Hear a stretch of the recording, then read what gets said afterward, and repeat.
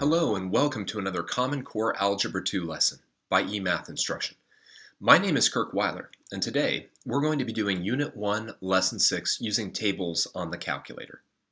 So the graphing calculator is a very powerful tool, not just for helping you do math that's kind of laborious and annoying, but it also allows us to do so many different things that ensure that we have correct answers and correct algebraic manipulations. So we're going to see today how to do many of those things on the Texas Instruments 84. If you have a TI-83, a TI-84, even a TI Inspire, many of these things will be the same as what I do today. If you've got another brand of a calculator, such as a Casio or a Hewlett-Packard or something like that, surely those calculators can still do what we're going to do today, but the sequence of buttons that you push and things like that are something that either your teacher is going to have to help you with or an instructor's manual. All right, let's jump right into it. So the first thing that we're going to do today is learn how to use what's called the store feature on the calculator. And the store feature is an amazing thing that the TI calculators have on them. So I think without further ado, we should bring open the TI-84. There it is. All right, so what the store feature allows us to do, and let's take a look at it just in exercise A, is we're going to just temporarily tell the calculator that we want to put 5 into X. Okay, so the store button right there, right above the on button. All right, what's kind of weird is I've got to type in the 5 first, then I hit store, then I type in X, and I hit enter. And notice the TI tells me 5. Not very interesting. All right, that's just its way of saying, yeah, okay, X is now 5. The beautiful thing is, anything I type in right now in terms of X, it will treat as if it's 5. So forget about letter A just for a minute. If I type in X plus 2, and I hit enter, I find that I get 7. And that makes sense because X is 5. Now, we wouldn't use it for something like that. We know what 5 plus 2 is. We know it's 7. We don't need our calculator to do it. But this quadratic that we're looking at in A, well, that's a little bit more difficult. So let's see what it's equal to when X is 5. I don't have to put 5 back in for X until I tell the calculator differently. X is 5. So let me type in X squared. Now be careful there. Sometimes you'll be left up there in the power. So then I'm going to put in minus 2X plus 7. I hit enter, there's no work to be shown, and my calculator tells me 22. That is the value of that expression for when X is equal to 5. All right, let's do another one. Let's try one that involves a fraction. Now, fractions can be very tricky for students. The TI calculator actually has a nice way of entering fractions. But before we put that 2x plus 6 divided by 3x minus 5 in, we have to change the value of X. We can't change the value of X after we put the fraction in. We have to tell the calculator what it is up front. So I'm going to type in negative 10. I'm going to hit the store button, and then I'm going to hit X.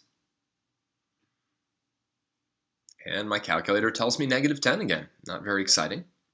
Now let me show you a neat little trick on the Texas Instruments calculator. You see that alpha button up there? If I hit alpha, and then select y equals, what I'm really doing is activating the function key F1.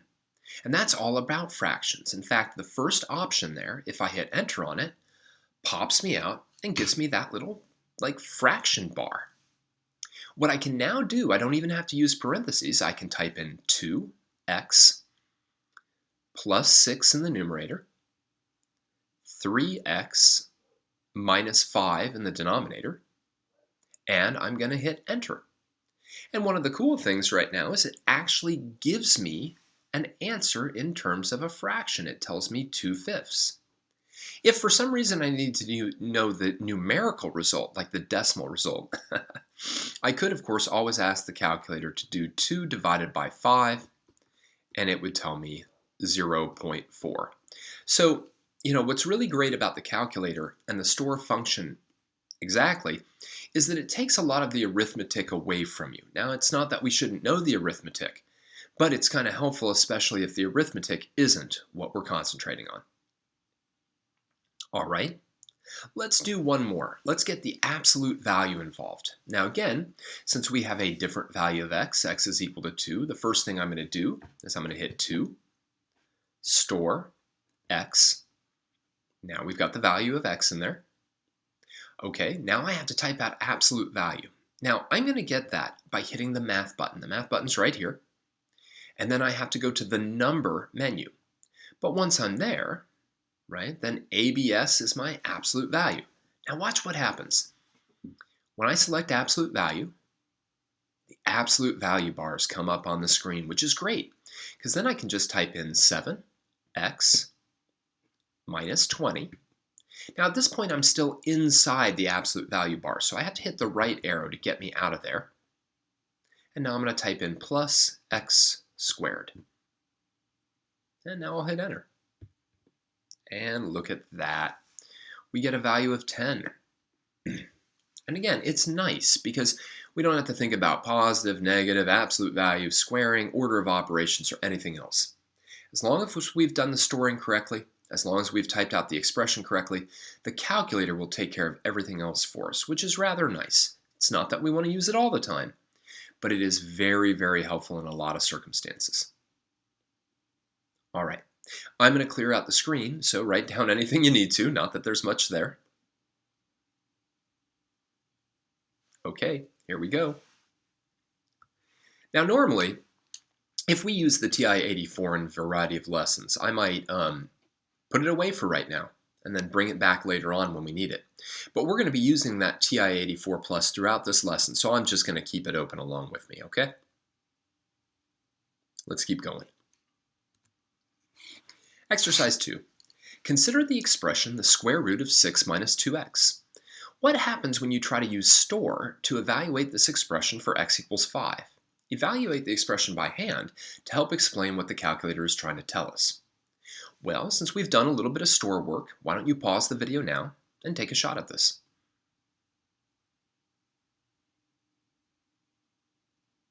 All right, something strange happened, or at least it should have. Let's kind of go through it. Let's put 5 in to x. Let's hit 5, store x. All right. Now let's do the square root of 6 minus 2x. Notice that on my Texas Instruments, I don't have to put any parentheses around the 6 minus 2x. The calculator just keeps extending the square root symbol until it covers everything I want it to. Now if I hit enter at this point, oh, non-real answer. Non-real answer. That's weird. Well, okay, let's take a look. Let's see what happens when we plug x equals 5 in, right? So we put this in, 6 minus 2 times 5. Remember, order of operations have to do that multiplication first, so that's going to be 6 minus 10. And now watch out, that's going to be negative 4. Well, we already know that we can't take the square root of a negative number, so we can't find this square root. So it's kind of neat. The calculator can even tell us when something that we're asking it to do is impossible, which is really rather neat. So, make sure that when you get an error on the calculator, your first reaction isn't necessarily, oh, I did something wrong. Maybe, just maybe, the calculator is actually trying to tell you something. All right, well, pause the video now and write down whatever you need to on this screen. I doubt it's very much. All right, I'm going to clear out the text. Let's keep going and using this calculator. All right, one more time with store. Okay, now in the last lesson we worked on multiplying polynomials. So we've got a little case of that right here. Number 3, it says, let's work with the product of two binomials again, specifically 3x plus 2 and x plus 5. Letter A just says find their product in trinomial form. I want you to pause the video right now, take about 2 minutes, find that, and then we'll move on. All right. Well, it doesn't really matter what you use, foiling, double distributing, area model, etc., etc. Let me do a FOIL real quick. First, 3x squared, outer 15x, inner 2x, last 10. So 3x squared plus 17x plus 10. All right, I like it. Now, letter B says evaluate both the trinomial, that's the thing we just came up with, and the original product for x minus 2. What do you notice? And what we're going to do is we're going to use the store command on this, okay? So let's take negative 2. Let's store it in x. So negative 2, store x. And now I want to figure out what each one of these things is equal to now that I've set x to be negative 2. So let's type in this product. Parentheses, 3x plus 2, parentheses, parentheses, x plus 5, parentheses. And again, what's so wonderful about this is that we don't have to worry anything about it. We just type that in, hit enter. All right. And we see that it's negative 12. Well, nothing all that special about that. But now let's type in our trinomial. All right. So let's type in 3x squared plus 17x plus 10. And let's hit enter. And look at that.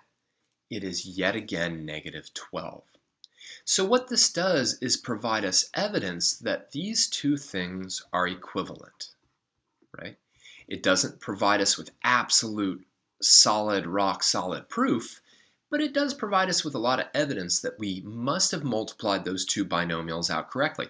So note to self, right? If I'm multiplying two binomials out and I want to see if I did it correctly, grab a value of x. Don't make it, don't make it really normal. Maybe grab something that's negative or even something like pi. Evaluate both your product and the resulting trinomial, and if they're the same, then you likely did the multiplication correct. All right, let's do one more. Letter C says use the store command to evaluate the trinomial, so this thing, from A for x equals negative 5. Why does the value of the trinomial turn out to be this specific value when x is negative 5? Explain. All right, well, why don't you pause the video and use the store command to figure out the value of that trinomial when x is negative 5.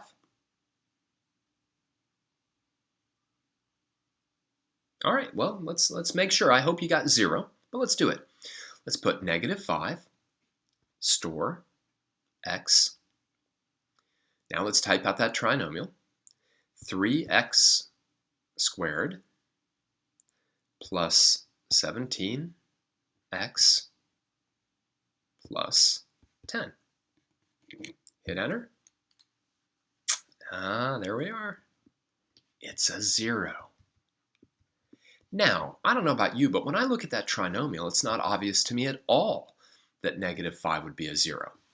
On the other hand, when you look at its equivalent factored form, right, then it should be pretty obvious that if I put negative 5 in here and I'd get negative 5 plus 5, well, that's a 0, right?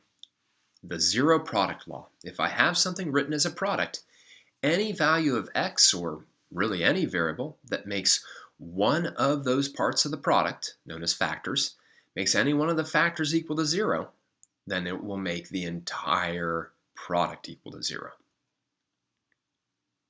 Okay, well, I'm going to clear out the text, so pause the video, and then we're going to move on to tables.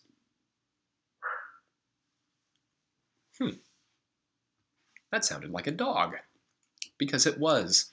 My dog Lego's oftentimes in the background. I apologize for that, but he's going to have to wait. Let's move on to exercise 4. All right, now, store is wonderful because you can put a value of x, or put a value into x, and really evaluate any expression you'd like. But if you want store on steroids, then what you want is a table, because a table will evaluate an expression for tons of different values of x. So let's take a look at an exercise where using a table makes a lot of sense and using store doesn't. It says the expression x cubed plus 2x squared minus 16x minus 32 has an integer 0, so a value of x that makes it equal to 0, somewhere on the interval 0 to 10. Use a table to find the 0 on this interval. Show the table. All right, well, let's take a look at how we do this. The first thing that we're going to do is we're going to hit the y equals button. So let's go up and hit y equals. Now, if you have any equations in y equals, you should clear them out. So hit the clear button. Okay, what I'm going to do now is type in that expression, x to the third. Again, watch out for your exponents there. Make sure you're not in it anymore. Plus 2x to the second minus 16x minus 32. Now what I want to do is I want to tell the table, or tell the calculator, set up a table. Make it start at 0, make it go by ones, etc. To do that, I need to go into my table setup. That's right above the window here. So I'm going to hit second window, which is going to take me into table setup. Table start, my first option, is where I want my table to start. I want it to start at 0. That little triangle table, we call that triangle the delta symbol. That's how often I want a new value of x. Right now, I want it to set it at 1 because I want my table to go 0, 1, 2, 3. We may want our table to go by 2s, 0, 2, 4, 6, or by 5s, 0, 5, 10, 15, 20, or by 0.1, 0, 0.1, 0.2, 0.3, but for right now, just 1s. Now, once we all have that, let's go into the table. You go into the table by hitting the second graph button. So table is right up here, we hit second graph. All right, and look at that table. This is really cool. The way that we can interpret this is that when I put x in, this is the value of my expression. So for instance, here I can see that when x is 0, y is equal to negative 32. When x is 1, y is equal to negative 45. When x is 2, y is equal to negative 48. When x is 3, y is equal to negative 35. When x is 4, y is equal to 0. There's my 0. So x equals 4 is the 0 that I was looking for. That would be very hard to do with store because we'd have to keep storing a value of x, testing the expression to see if it was a 0. Store a value of x, test to see if the expression is equal to 0. That'd be great if it was just, hey, is x equals 4 0? Sure, then store works great. On the other hand, if I want to test a bunch of values of x, a table's the way to go. All right, pause the video now if you need to. Write down anything you have to, and then we'll use the table again. All right, I'm clearing it out.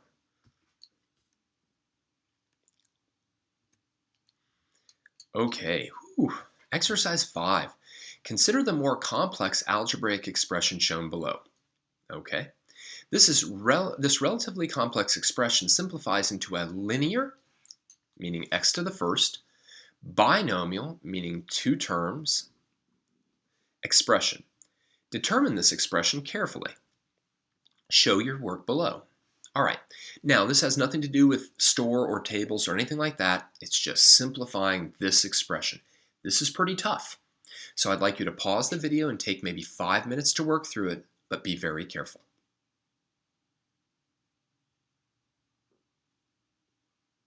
All right, now ultimately, before we even do this is really no different than if I had something like this.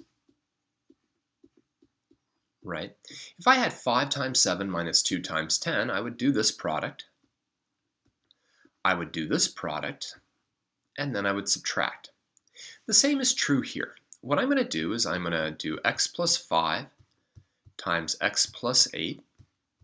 I'm going to do this separately and then this separately. I'm going to get x squared plus 8x plus 5x plus 40, which will be x squared plus 13x plus 40. All right, then I'm going to do this product, x plus 3 times x minus 2. I'm going to get x squared plus 3x minus 2x minus 6. And that's going to be x squared plus x minus 6. Now we have to be careful because what I now have is I now have this product minus this product. Now the reason I have to be careful, where I didn't have to be careful up here, is that these things are more complex expressions. Now that parentheses is not doing anything, so I'm going to get rid of it. This parentheses, though, tells me I have to distribute the subtraction or distribute multiplying by -1. Notice what that does is it changes the sign on each one of these. I can now combine like terms. A positive x squared and a negative x squared go away. 13x minus x is 12x, and 40 plus 6 is plus 46. Now, there's a lot of places that could go wrong, right? We could go wrong by just doing our foiling incorrectly. Where we're more likely to go wrong, though, is in this subtraction.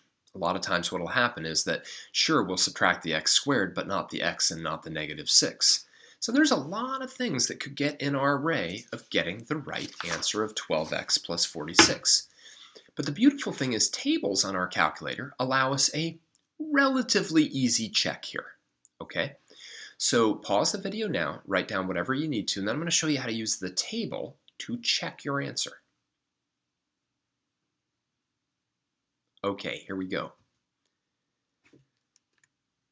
Now remember, what we did is we did all this math and we found out that that simplifies to this, or at least we think it does. So how do we test this? Well, what I'm going to do is I'm going to set up a table and I'm going to put two expressions in. One of them is going to be this horrible looking expression. I'll put that into y1. And this one I'll put into y2. So let's go into y equals. Okay, I have to clear out y1 from the previous problem. And then I have to enter in that horrible mess. But I'm going to put it in exactly the way it looks. So I'm going to have a parentheses, x plus 5, parentheses, parentheses, x plus 8, parentheses, minus, parentheses, x plus 3, parentheses, parentheses, x minus 2, parentheses. Whew, lengthy, but whatever, it's just typing it in, making sure we have it. Let me hit enter. And now in y2, I'm going to put in that much simpler one, 12x plus 46. So I've got this one here, and I've got this one here. Now I want to check out a table from 0 to 5. Let me pop into table setup one more time, just to show you where it is. Remember, it's right above the window button, so I'm going to hit second window. I'm going to start my table at 0. And then I'm going to end my I'm not going to end my table, but have my table go by ones. And now look at what happens. If I hit second table, or second graph, sorry, take a look. Notice when x is 0, y1 is 46, y2 is 46. When x is 1, y1 is 58, y2 is 58. And of course, as you look at the table, they continue to be equal for every value of x. And what this tells us is that we did our simplification correctly. We didn't make a mistake. In other words, those two expressions are equivalent to one another. Tables give you a wonderful tool to check the equivalency of two expressions very, very quickly. All right, well, pause the video now and write down anything you need to. Okay, I'm going to clear this out. We're not going to need our TI-84 graphing calculator anymore. It's gone now. Let's finish up. So the graphing calculator is really a wonderful machine for, well, doing calculations. That's sort of what it's there for. The store feature will allow us to figure out the value of any expression, no matter how complicated it is, as long as we can store the value of x and then type the expression out correctly. On the other hand, tables allow us a way to figure out the value of an expression or expressions for lots of different values of x very quickly. All right. Well, I'd like to thank you for joining me for another Common Core Algebra 2 lesson. My name is Kirk Weiler, and until next time, keep thinking and keep solving problems.